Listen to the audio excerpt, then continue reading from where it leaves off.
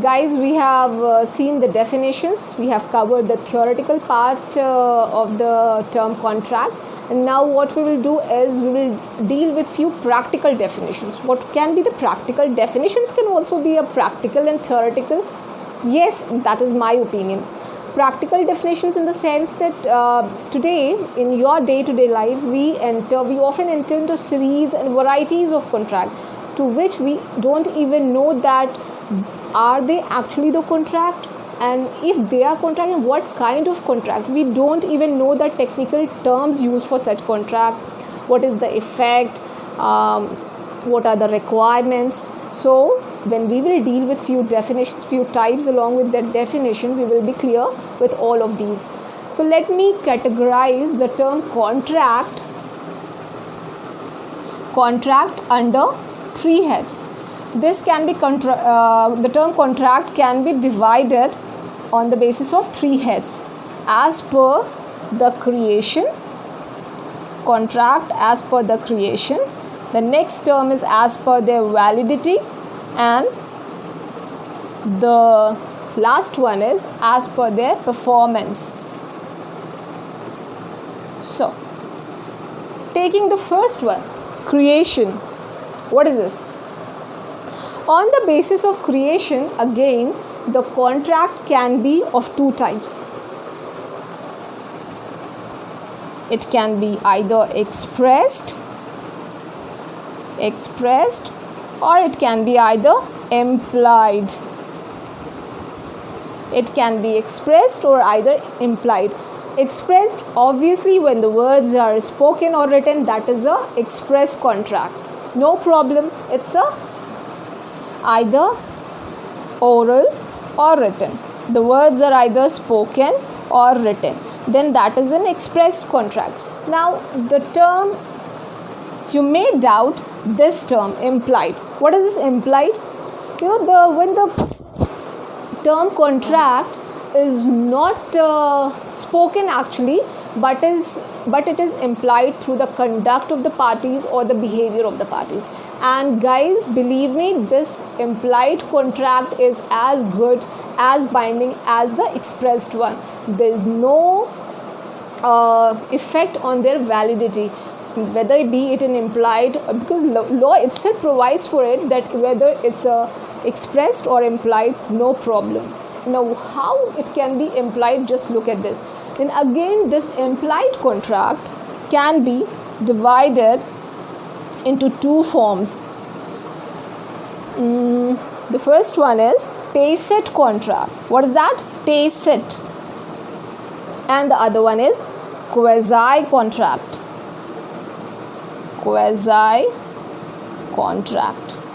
Tacit contract and the quasi contract.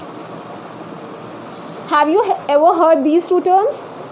Yeah, I think you might have heard it. The term tacit, just take the first term, tacit. What are tacit contract? Before I describe it, just look at few examples, very practical examples, which I'm sure all of us have entered into such kind of contract. Maybe intentionally or unintentionally, we don't even know that these are tacit, but actually we have done. What are those? Look at here.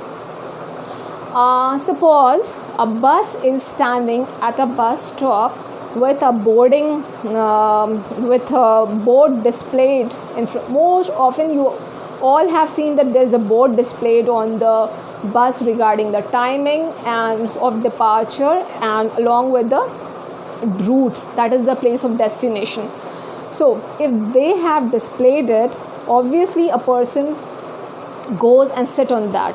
They don't ask that if there is a seat, obviously you go and sit on that bus. Then obviously nobody asks you that will you pay for it, because that is implied. That is a tacit contract, that if you come, obviously that is presumed. The law presumes that you will come and pay for the ticket. The next thing, suppose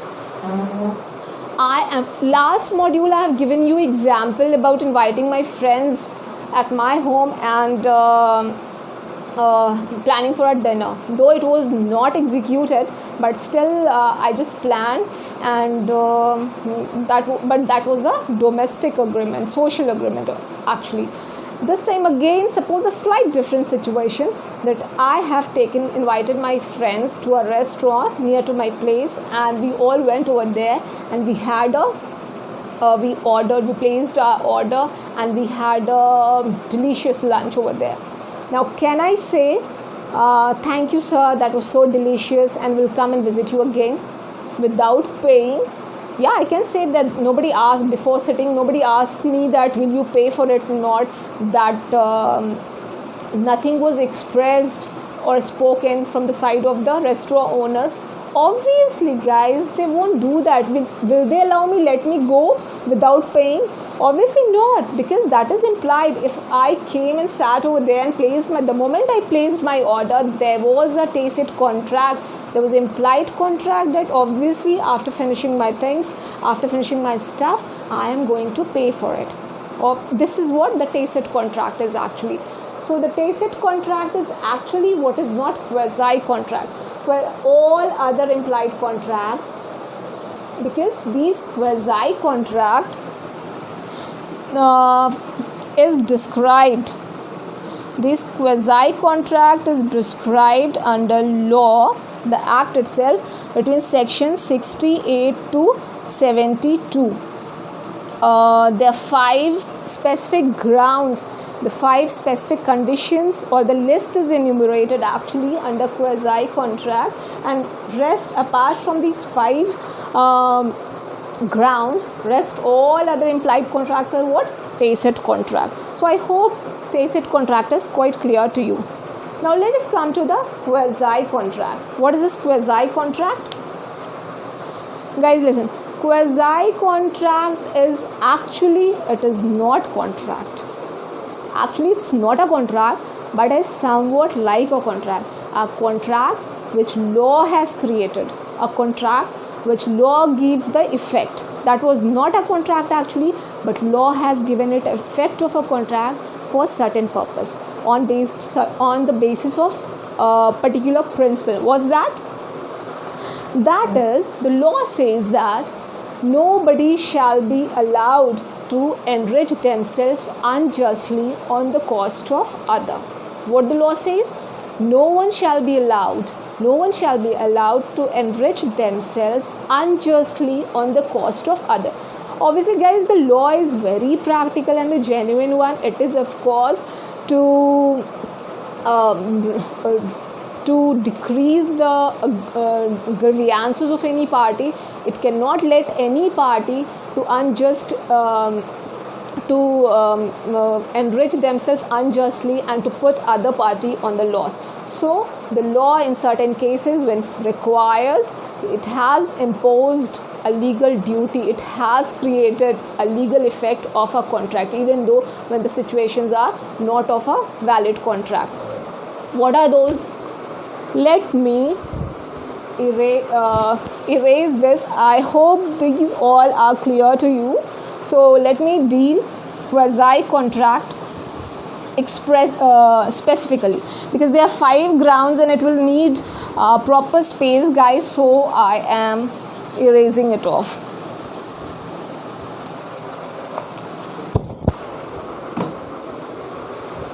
This is what we are dealing on the basis of creation.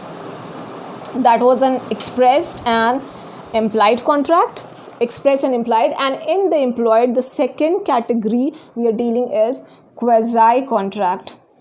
So quasi contract is from section 68 to 72. This is what all the specific 5 grounds are dealt step by step. We'll see 68. What is this section 68? A contract of necessity. Not contract of necessity, we can write necessity supplied to a minor by a major. Necessity is supplied to a minor by a major. First situation, And the second situation is necessities supplied to the dependents of the lunatics, idiots, to the dependents of lunatics or idiots. Guys, again, I have written it so beautiful. Just try to get it. What is that? Necessity supplied to a minor by a major. Guys, there is a problem. I think we have not yet dealt with that. We have not gone through that. That minors' agreement are void. They are not enforceable by law. We have a separate and a detailed discussion on it in the module 4. But right now, just have a brief idea that agreement with a minor is not at all a contract. So obviously there is no question of a validity or not. That is not enforceable because it's not a contract. So if what happens if obviously minor cannot be left without the requirements if they need certain essential, certain necessary things, then who is going to supply? If somebody voluntarily opts, if somebody thinks that minor shall be given something, they require that, and if they supply the necessity to the minor, then what in that case? Obviously, who is benefited here? Who is enriched here? Minor.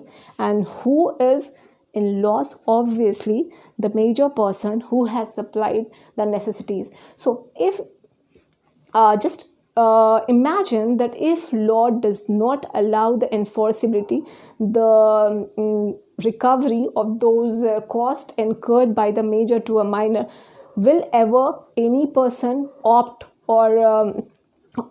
to help the minors? Obviously not. So in this case, law has created a legal effect, a quasi contract between the minor and the major person here. But the major person cannot recover their cost incurred from the minor, but from where? From the state of the minor person, from the property of that minor. This is what for the minor, and the same principle applies to the idiot or a lunatic, the person who cannot take care of his property, the person who cannot take care of his dependents. Suppose if an idiot is having a wife or kids and is not able to supply necessities to his dependents, and if some other person decides to provide the necessities to his dependents, so obviously law allow him to recover the cost incurred by him from the state of the idiots or lunatics as well. This was what about section 68. So law here create the contract are not actually enforceable by themselves, but the law has created legal effect, a effect of a contract, so that nobody is allowed to enriched unless unjustly, and nobody is put in the position of loss. Next is section 69. What is this? This is when necessities are not necessities, if something is done by the interested party. Something is done by interested party. Now what's this? Okay, look, there is one Mr. X, okay, and then one Mr. Y. Mr. X has got a plot, okay, this is a big plot of Mr. X. Now what Mr. Y? Mr. Y has taken this plot from Mr. X on lease. On lease, Mr. Y has taken this plot from Mr. X on lease. And what he has done? Mr. Y has taken a license of petrol pump. License of petrol pump on this plot only. Now look, what Mr. X has got a plot, and Mr. Y is a person who has taken that particular plot from Mr. X on lease, and he has taken a license and he's running a petrol pump. He's in a business of petrol pump on this plot only, and this petrol pump business is the sole source of revenue for Mr. Y. Now what happens? Okay, the business smooth, the contract is very good and enforceable, but where comes the problem? Problem comes when Mr. Y got to know that Mr. X has not cleared his dues on this plot. What Mr. X? Mr. X has not cleared his dues on this plot. Dues, obviously, the taxes which the government requires the owner to pay. So Mr. X is a defaulter and he's not done that despite of regular notification reminders from the government. Now what government has decided? Mr. Y got to know that government has decided to put this plot in auction. Now where is the problem? Obviously Mr. X is going to lose his plot. That's okay. Obviously he's the defaulter and he's going to lose the plot. But Mr. Y is equally and even more in trouble because this plot is running his sole source of revenue. Now Mr. Y is... Who is Mr. Y? Mr. Y is here the interested party. Now what Mr. Y has decided? Mr. Y decides to clear all the dues on behalf of Mr. X. What he decides? He decides to clear all the dues on behalf of Mr. X so that the plot becomes free and he can smoothly run his business. Okay, and he does that. Now what? He is in where? He is in a good position of benefit. He is enriched unjustly. And who has incurred extra overburden, extra loss, which he was not supposed to do that? Mr. Y. Mr. Y has incurred a loss. So here, even though there was no specific contract between Mr. X and Mr. Y, no specific contract between Mr. X and Mr. Y, that Mr. Y, look, you have to clear all the dues even along with this lease amount. No, there was no contract as such. But since Mr. Y is the interested party, he cleared off all the dues, taking his interest on the plot, taking his revenue interest.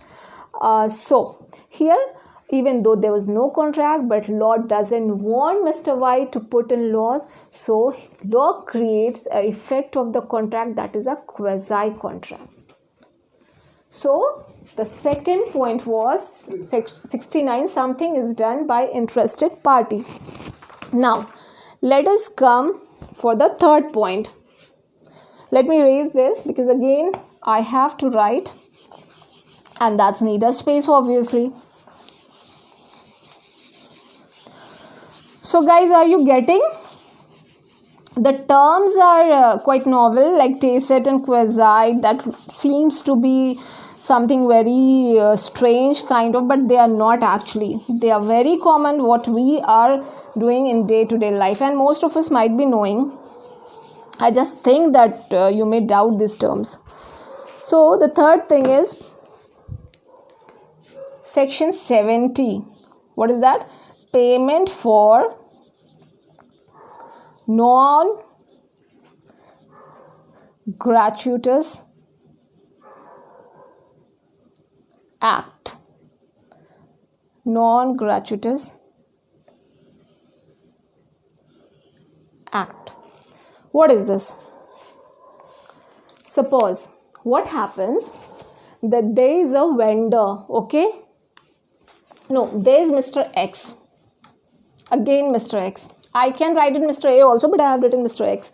Mr. X is there and he had a contract, he had an agreement to transfer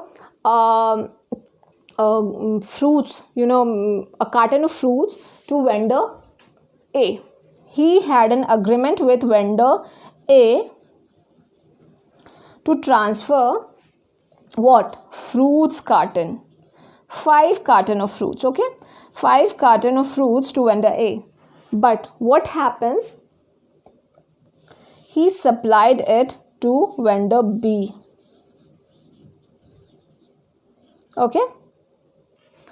And by mistake, okay? Now, What happened? Vendor B received those fruit packs.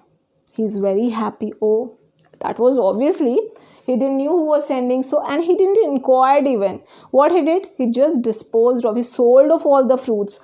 He sold off, what Mr. B did, he sold off or disposed of all the fruits and earned a huge profit. Now, when vendor A didn't receive those cartons, he made a call to Mr. X, and Mr. X was so shocked. So he got to know, but some sources, that actually instead of sending it to vendor A, he sent it to vendor B. So Mr. X came to vendor B and he said, just give me my money. Whatever profit you have, whatever profit you have earned, just give me back. He said, no, there was no contract between me and you, so why should I do that? I received and I just sold. Then Mr. X went to court, and here again what court says? Yes, Mr. X is entitled to get back his money, even though there was no specific contract between vendor B and Mr. X, but nobody can be allowed to enrich unjustly. Obviously, that is not justified benefit which vendor B has earned. So again, the quasi contract gives the effect of right of Mr. X. Then next one is what? Finder of lost good. Guys, look, a very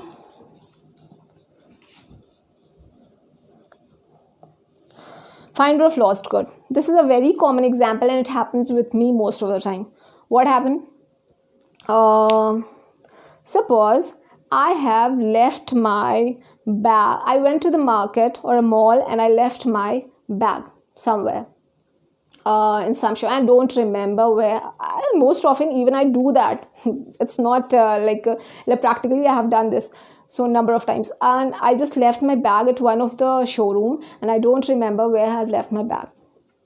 Now the shopkeeper keeps my bag very safely and he just give me a call and then ask me to come and collect my bag.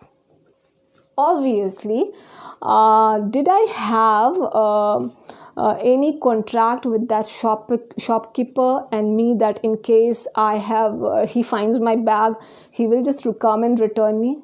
No, he can keep it, but law does not allow that person, that shopkeeper, to keep my bag because of this quasi contract. The law says that there is a quasi contract between the true owner and the finder of goods. Even if you have disposed it of, like if I just left something like which is of perishable nature, like a fruits packet or vegetables, and even because obviously that the thing was of perishable nature, which is likely to destroy in course of time, hardly in 1 day or 1.5 days. So obviously that person, whoever has found those fruits and he has disposed it off, so still I can recover what? The cost of those fruits from that person. So the finder of good has the liability against the true owner to return that particular good. Then next and the last one is what?